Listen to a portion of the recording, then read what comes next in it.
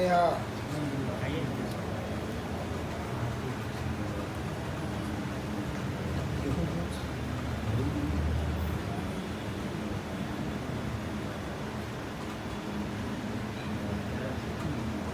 اعوذ باللہ من الشیطان الرجیم، بسم اللہ الرحمن الرحیم، الحمد للہ رب العالمین، والصلاة والسلام علی سید الانبیاء والمرسلین، سیدنا و نبینا و شفیعنا ابی القاسم محمد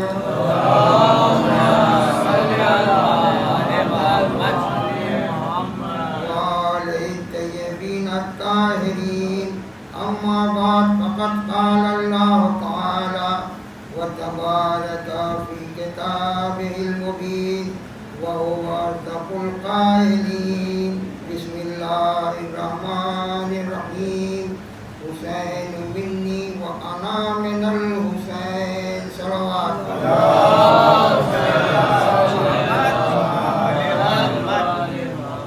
پیغمبر اسلام کی یہ بہت ہی مشہور و معروف حدیث ہے، جس میں سرور کائنات سرکار دو عالم حضرت احمد مصطفیٰ محمد مصطفیٰ صلی اللہ علیہ وسلم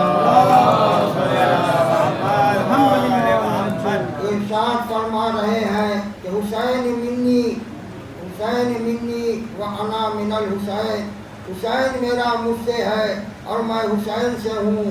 عام طور پر یہی کچھ بیان ہوتا ہے، جبکہ اس حدیث کے دو اجزاء نظر آتے ہیں۔ پہلے تو رسول اللہ نے یہ ارشاد فرمایا کہ حسین مجھ سے ہے اور میں حسین سے ہوں، ایک بات تو یہیں پر مکمل ہو گئی، یعنی اس بات میں کوئی تشنگی نہیں۔ مگر اس کے بعد اسی حدیث میں فرماتے ہیں کہ اللہ اس کو دوست رکھتا ہے جو حسین کو دوست رکھے، جو حسین کو دشمن رکھے اللہ اسے دشمن رکھتا ہے۔ ظاہر ہے کہ ارشاد رسول ہے جو تمام مسلمانوں کے لیے قابل قبول ہے، اس لیے کہ اسلام یا قول خدا کا نام ہے یا قول رسول کا۔ قول خدا کو قرآن کہا جاتا ہے، قول رسول کو حدیث کہا جاتا ہے۔ صلوات پڑھیں۔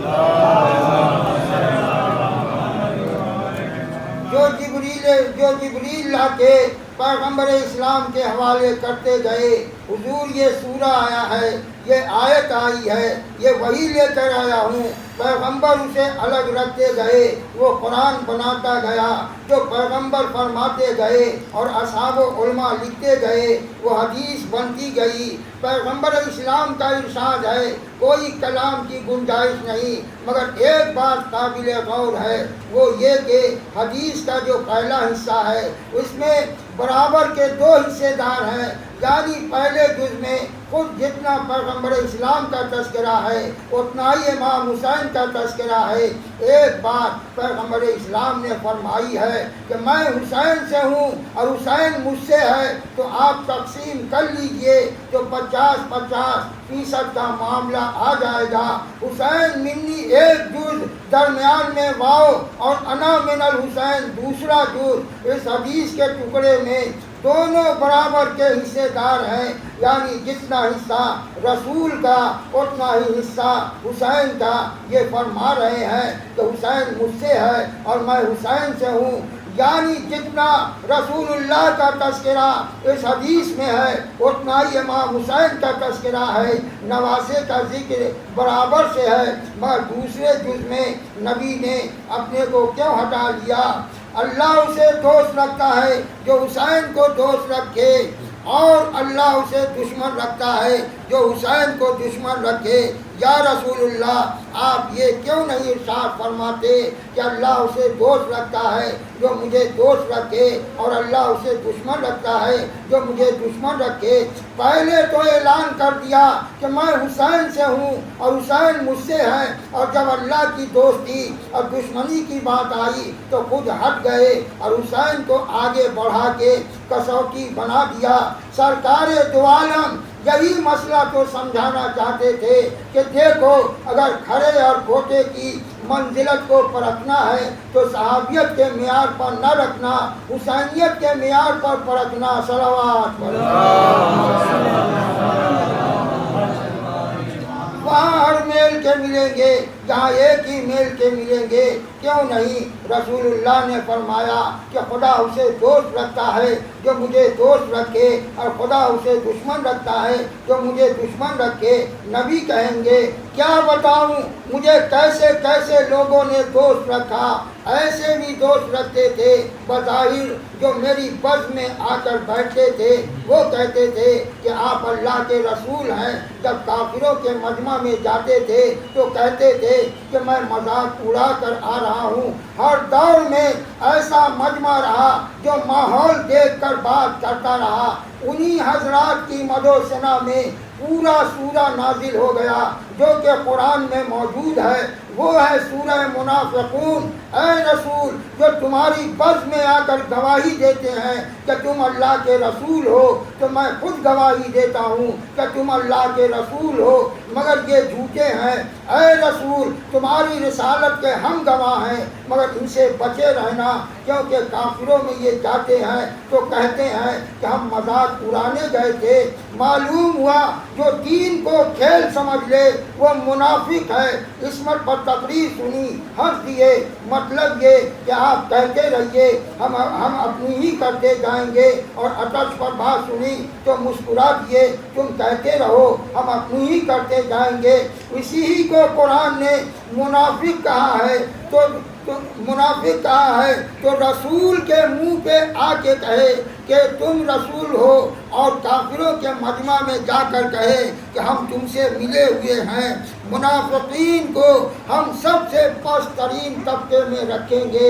تم چاہے جتنا ہی سر چڑھاؤ وہاں پر ڈھونڈنے سے نہیں ملے گا، سب سے نیچے رہیں گے۔ حسین مجھ سے ہے اور میں حسین سے ہوں، اللہ اسے دوست رکھتا ہے۔ نبی نے صحابیت کو کسوٹی نہیں بنایا، حسینیت کو کسوٹی بنایا۔ رسول کے ساتھ وہ تھے جس کے لیے خدا نے سورہ منافقون بھیجا، ایسے بھی تھے، یعنی دو حصے میں صحابیت کو تقسیم کر دیا قرآن نے۔ اور حسین کے ساتھ وہ تھے جن کے کردار پر نسے معصوم ہے، جیسے مجھے ملے، نہ میرے نانا کو ویسے ملے، نہ میرے بابا کو ویسے ملے، نہ میرے بھیا کو ویسے ملے۔ یہ وہ 72 ہیں جو خلاصہ کائنات ہیں، تاریخ آدم و عالم، جن کی نظیر لانے سے قاصر ہے۔ یہ صحیح ہے کہ حسین کے مقابلے میں لاکھوں کا لشکر تھا، یہ درست ہے کہ حسین ابن علی کو شاہ کم سپاہ کہا جاتا ہے۔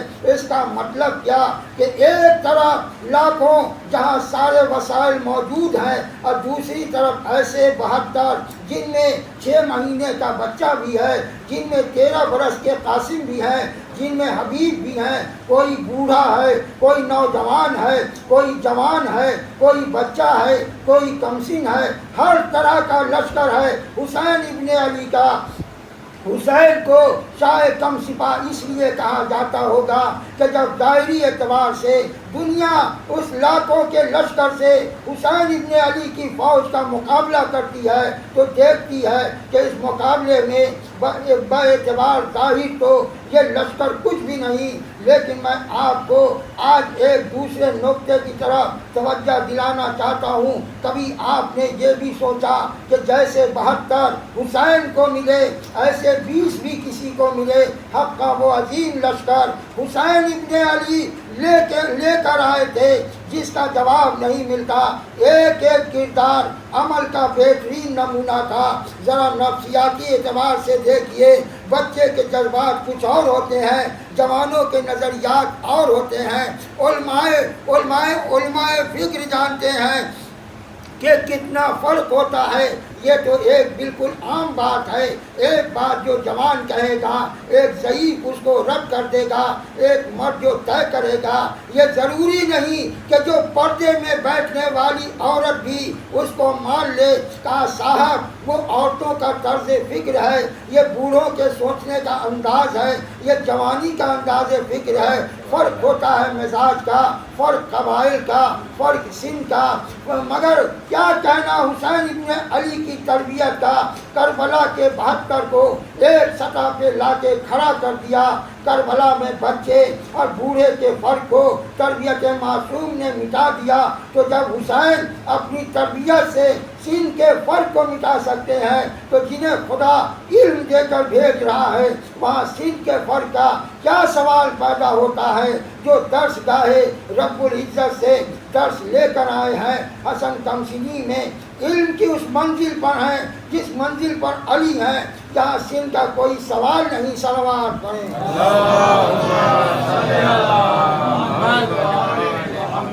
مقدمہ آتا ہے علی کے پاس، دنیا آتی ہے علی کے پاس، علی اس کو موڑ دیتے ہیں حسن کی طرف۔ دوسری خلافت کا دور ہے، ایک آدمی کو لوگ لیے ہوئے آئے، ہاتھ میں چھری تھی جس سے لہو ٹپک رہا تھا، لوگ کہتے ہوئے آئے دیکھیے اس نے قتل کیا ہے۔ انہوں نے پوچھا کہ کیا تم نے قتل کیا ہے؟ اس نے کہا ہاں، سزا سنا دی گئی۔ ایک مرتبہ اتنے میں شور ہوا کہ ایک آدمی آیا ہے جو دعویٰ کر رہا ہے کہ قاتل تو میں ہوں، یہ قاتل نہیں ہے جس کو سزا سنائی گئی ہے، بلکہ میں قاتل ہوں، یہ بے قصور ہے۔ بڑی پریشانی ہے، ایک شخص قتل کیا گیا، 2 دعوے دار ہیں، وہ پہلے ہی اقرار کر چکا ہے کہ میں نے قتل کیا ہے، جس کے ہاتھ میں خون بھری چھری تھی، دوسرا کہتا ہے کہ نہیں یہ بے قصور ہے، قاتل تو میں ہوں۔ اب اس مقدمے کا فیصلہ کرے کون سوائے اس کے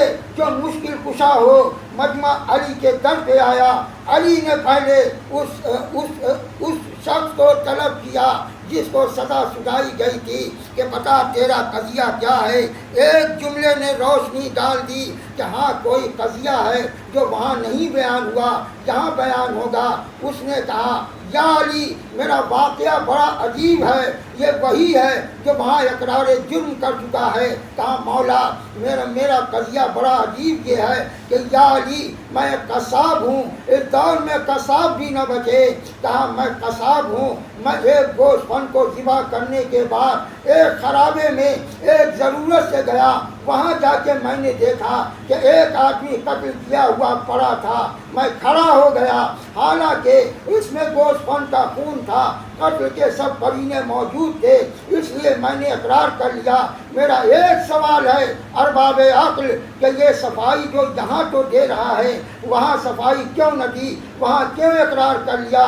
ممکن ہے وہ جواب دے کہ صفائی وہاں دی جاتی ہے جہاں سے انصاف کی امید ہوتی ہے۔ صلوات یہ واقعہ وہاں بھی بیان ہوا، علی کے سامنے بیان ہوا۔ علی نے دوسرے سے سوال کیا، اس نے کہا مولا قاتل تو میں ہوں، یہ بے قصور ہے، مولا میں قتل کر کے مدینے سے باہر چلا جانا چاہتا تھا، لیکن مجھے معلوم ہوا کہ ایک بے قصور کو گرفتار کر کے لے گئے ہیں، اس لیے میں آ گیا۔ مقدمہ علی کے پاس آیا۔ علی کی مشکل کشائیاں تو آپ صبح سے شام تک سنتے رہتے ہیں، مگر ہمیں اس نقطہ پر روشنی ڈالنا ہے جو خدا کے یہاں سے علم لے کر آتے ہیں ان کے یہاں صلاحیتوں میں فرق نہیں ہوتا، فیصلہ علی کو کرنا چاہیے۔ دنیا علی کے پاس آئی ہے، حسن بیٹھے ہوئے تھے، علی نے کہا حسن تم فیصلہ کرو۔ تمام اصحاب کا مجمع امام حسن کی طرف مڑ گیا۔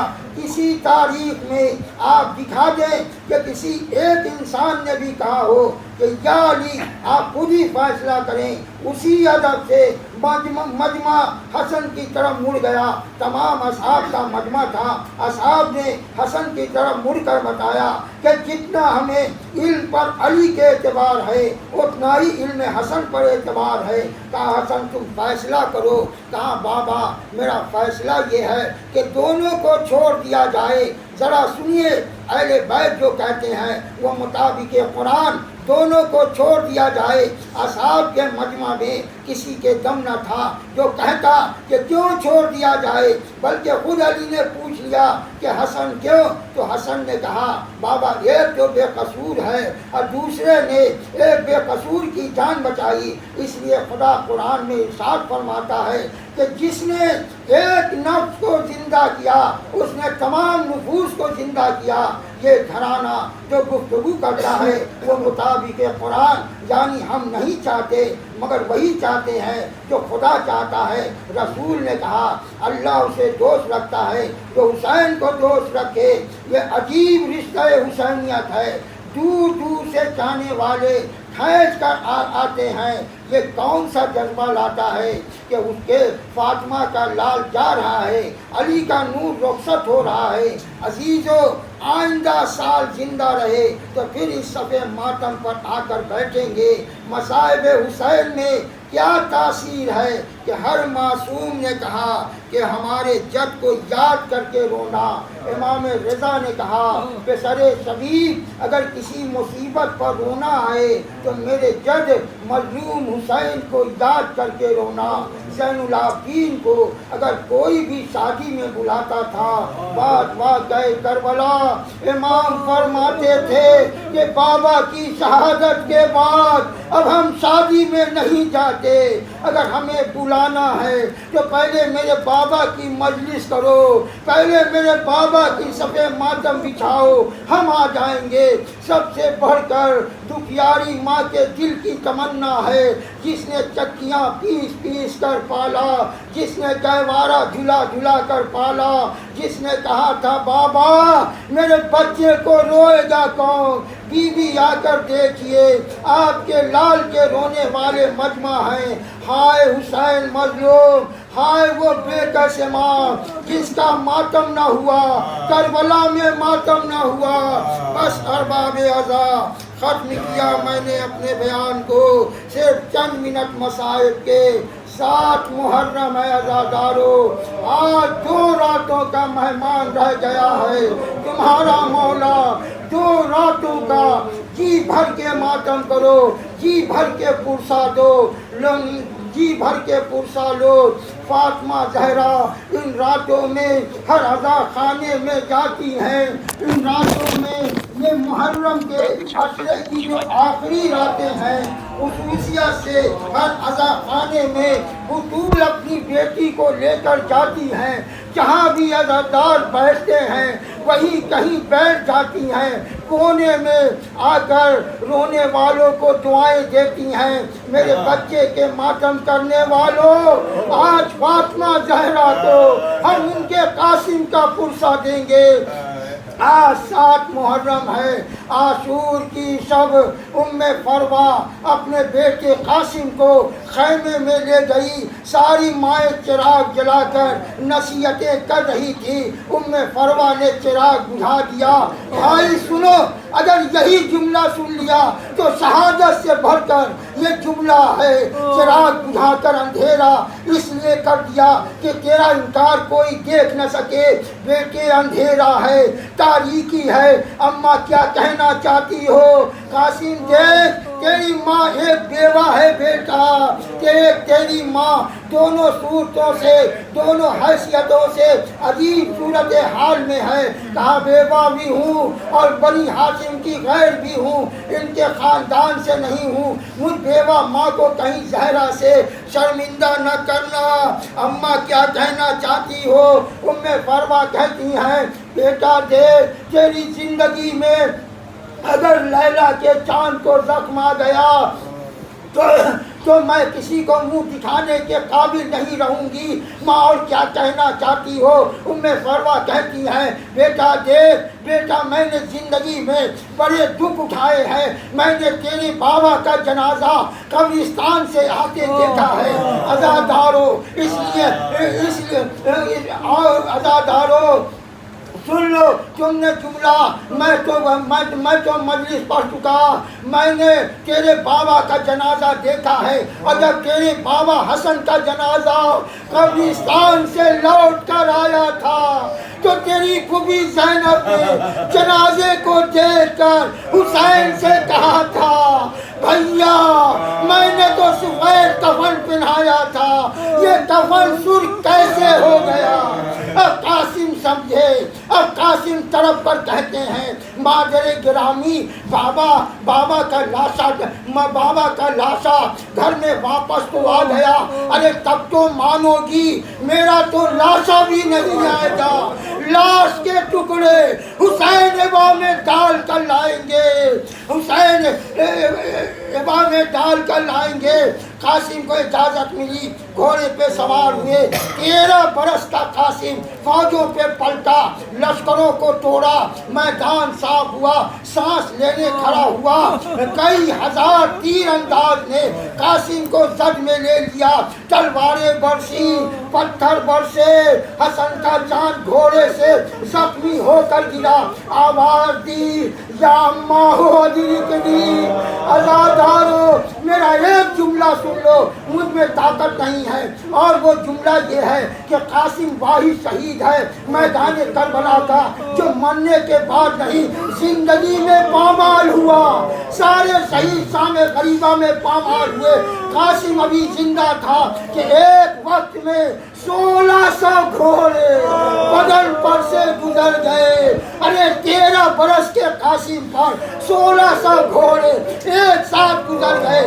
رو لو، آج سے بڑی قیامت کوئی نہیں گزری ہے، سنو گے تم شہادت نہیں سن سکتے، میرا ایک جملہ اگر سمجھ گئے تو روتے رہنا۔ قاسم جب تک زین پر تھا، قاسم تھا، زین سے جب زمین پہ آیا تقسیم ہو گیا، میں نے پڑھ دیا، حسین نے آواز سنی، مقتل کی طرف دوڑے، نظر دوڑائی، قاسم نظر نہیں آئے، دائیں دیکھا قاسم نہیں دکھائی دیے، بائیں دیکھا قاسم نظر نہیں آئے، عزادارو جب حسین کو قاسم نظر نہیں آئے تو ایک بلندی پہ چڑھ کر کہا قاسم کہاں ہو، آواز دو بیٹا۔ عزادارو آخری جملہ قاسم نے کہا آواز دو بیٹا، کوئی آواز نہیں آئی، دوسری آواز دی حسین چچا بلا رہا ہے، بیٹا ہمیں نظر نہیں آ رہا ہے، آواز دو تاکہ تمہاری آواز پر ہم چلے آئے۔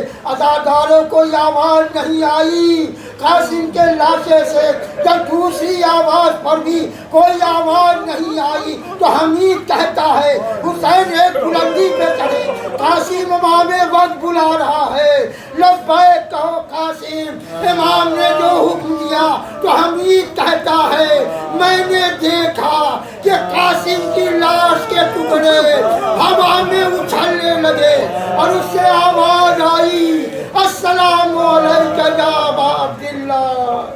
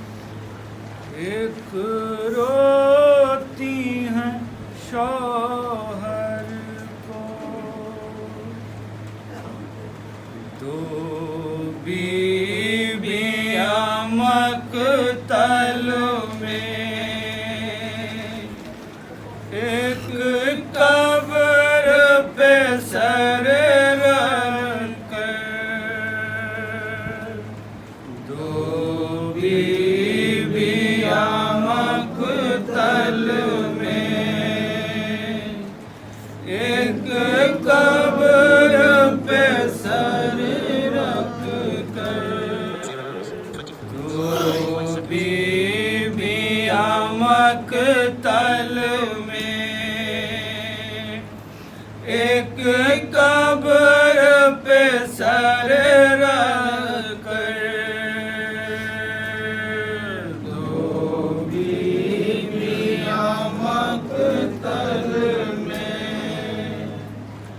ایک قبر پہ سر رکھ کر ایک روتی ہے بیٹے کو ایک روتی ہے شوہر کو